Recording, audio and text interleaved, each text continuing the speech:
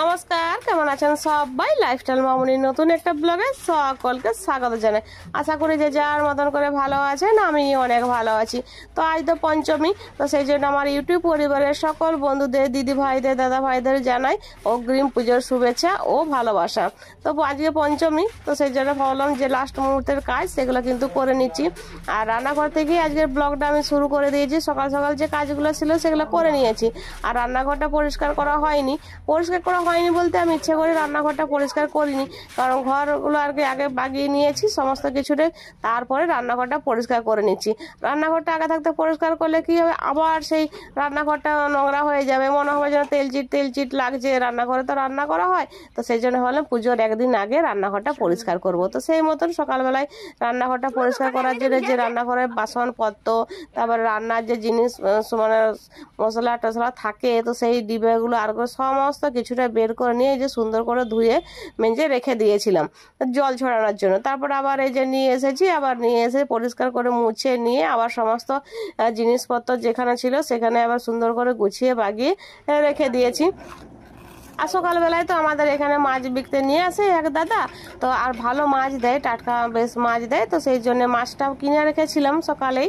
তারপরে সমস্ত কাজগুলো বাগিয়ে নিয়ে আবার এখন যে মাছটা কাটতে বসেছি।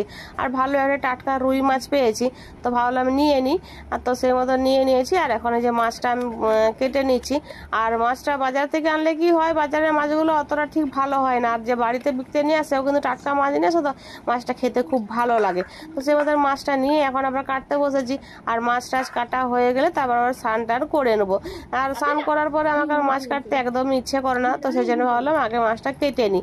তো এই যে মাছটা আমার কাটা হয়ে গেছে দেখতে পাচ্ছেন। তারপর আবার স্নান টান করে নিয়ে একেবারে চলে এসেছি। আর এই যে ফ্রিজটা বাগিয়েছিলাম, বাগিয়ে বলতে কি ফ্রিজটা পরিষ্কার করে নিয়েছিল, ফ্রিজের সমস্ত জিনিস বের করে একদম ধুয়ে রেডি করে রেখে দিয়েছি। কারণ সকালবেলায় বাবু রোবা গিয়েছিল বাজারে, তো সমস্ত বাজার টাজার করে নিয়ে চলে এসেছে। তো সেই জন্য এখন এই যে ফ্রিজের মধ্যে সমস্ত জিনিসগুলো তো কুড়িয়ে রাখতে হবে। তো সেই জন্য ভাবলাম আগে ফ্রিজটা পরিষ্কার। আর যখন আমি ফ্রিজটা পরিষ্কার করছিলাম তখন কিন্তু আর ভিডিও করা হয়নি, কারণ ভিডিও করতে গেলে কি হবে, ভিডিও অনেক বড় হয়ে যাবে। আর এমনিতেই সকল বন্ধুরা ভিডিও স্কিপ করে করে দেখে, সেই জন্য প্রতিটা জিনিসের আর কি ভিডিও করা হয়নি। তো এখন এই যে বাজারগুলো নিয়ে এসেছে, আর ব্যাগের মধ্যে সমস্ত বাজার রয়েছে। আর কি কি বাজার নিয়ে এসেছে সেটাও আমার সঙ্গে একটু শেয়ার করে দিচ্ছি। আসলে সবজি বাজার করতে গিয়েছিল, তো একটু বেশি করে সবজি বাজারটা করে নিয়ে এসেছে। এমনিতেই আমাদের যেদিন বাজারে যায় একটু বেশি করে সবজি বাজার করে নিয়ে আসে, কারণ প্রতিদিন তো বাজার করতে যেতে পারে না, তো যেদিন যায় বেশি করে নিয়ে আসে। তো এই যে কি কি নিয়ে এসেছে, কলমি শাক, বেগুন, টমেটো, পটল, তারপরে যে আমলকি পেয়েছে বাজার, আমলকি, শসা, আর নিয়ে এসেছে যে কাগজি নিয়ে এসেছে, তারপরে কচু নিয়ে এসেছে, আর ঘি করলা নিয়ে এসেছে। তো সব কিছুই নিয়ে এসেছে। তো নিয়ে সমস্ত জিনিসটাই যে আমি এক একটা করে প্লাস্টিকের মধ্যে ভালো করে কুড়িয়ে নিয়ে আর কি গুছিয়ে বাগিয়ে রেখে দিচ্ছি। আর এই যে ব্যাগটা আদা, রসুন, পেঁয়াজ, কুমড়ো সব কিছুই নিয়ে এসেছে। তো সমস্ত জিনিসটা যে প্লাস্টিকের মধ্যে কুড়িয়ে রাখলে কি হয়, এই সবজিগুলো না খুব ভালো থাকে। তো সেই জন্য আমি এক একটা করে প্লাস্টিকের মধ্যে সমস্ত জিনিসগুলো কুড়িয়ে নিয়ে সুন্দর করে গুছিয়ে আর ফ্রিজের মধ্যে আমি এখন রেখে দিচ্ছি। তো এত জিনিস তো আর একদিনে রান্না করবো না, তো যেদিন যেটার প্রয়োজন হবে সেদিন সেদিন ফ্রিজের থেকে বার করে নিয়ে রান্না করব। আর আজকে দুপুরে যেগুলো রান্না করবো সেগুলো কিন্তু আমি রেখে দিয়েছি। আর বাকি জিনিসগুলো এই যে ফ্রিজের মধ্যে সুন্দর করে কুড়িয়ে রেখে দিচ্ছি। আর এরকম করে রাখলে না সত্যি সবজিগুলো কিন্তু খুবই ভালো থাকে, অনেকদিন পর্যন্ত নষ্টও হয় না আর শুকিয়েও যায় না। তো এইভাবেই আমি কিন্তু যখন সবজি আনে বেশি করে আমি এইভাবেই সুন্দর করে গুছিয়ে আর কি ফ্রিজের মধ্যে রেখে দিই। তো এই যে ফ্রিজের মধ্যে আমার সমস্ত সবজিগুলো রাখা হয়ে গেছে।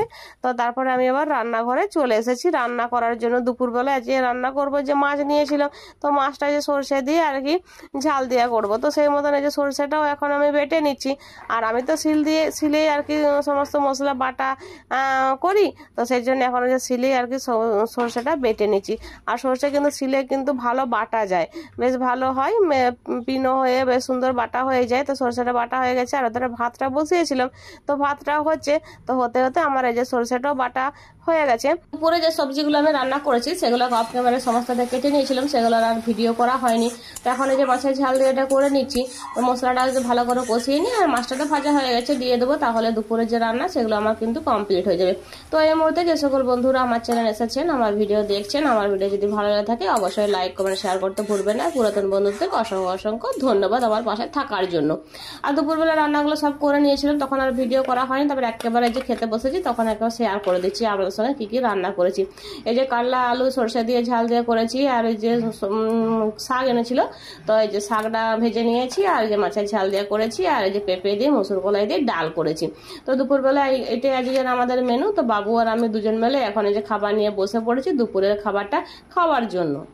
তারপর দুপুরবেলা আর কটা ভিডিও আমি শ্যুট করিনি, একেবারে চলে এসেছি সন্ধ্যেবেলা। আর এখন সন্ধ্যেবেলায় ঘড়িতে কটা বাজে, এখন ঘড়িতে বাজছে ওই যে সন্ধ্যে 6টা মতন, আর রাত হয়ে গেছে দেখতে পাচ্ছেন। তো বাইরেটা একটু গিয়ে আমাদেরকে দেখাচ্ছি, আমাদের তো বাড়ির সামনেই পুজো।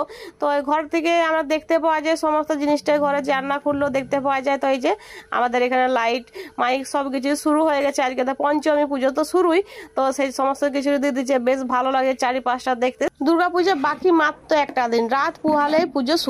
তো পুজোর আগে লাস্ট মুহূর্তে যে কেনাকাটা সেটা আজকে কমপ্লিট করে নিলাম। কেনাকাটা বলতে সকালে সবজি বাজারটা নিয়ে এসেছে, আর এখন যে মুদিখানার বাজার নিয়েছে, তো সেগুলো এখন নিয়ে বসে পড়েছে গুছিয়ে বাগিয়ে রাখার জন্য। তো এই যে ফরচুনের সোয়াবিন, ফরচুনের তেল, জিরে গুঁড়ো, হলুদ গুঁড়ো, লঙ্কার গুঁড়ো, বেসন, পোস্ত, তারপরে মসুর কলাই, মানে একটা সংসারে আর কি যা লাগে মুদিখানার সমস্ত জিনিসটা নিয়ে চলে এসেছে। আর এই যে মুদিখানার যে জিনিসগুলো নিয়ে এসেছে আমাদের, তো এই জিনিসগুলো কিন্তু আমাদের বাড়ির সামনেই একটা মিল আছে। তো কোনোদিন আমার সঙ্গে হয়তো শেয়ার করবো, আপনারা দেখবেন। মিলে আর সমস্ত জিনিসটা পাওয়া যায়, তো সেখান থেকে আর কি সব কিছু নিয়ে একবারে চলে এসেছে। আর যেহেতু আমাদের মাছখাবাড়ি বাজার, সেজন্য বেশি করে নিয়ে এসেছে।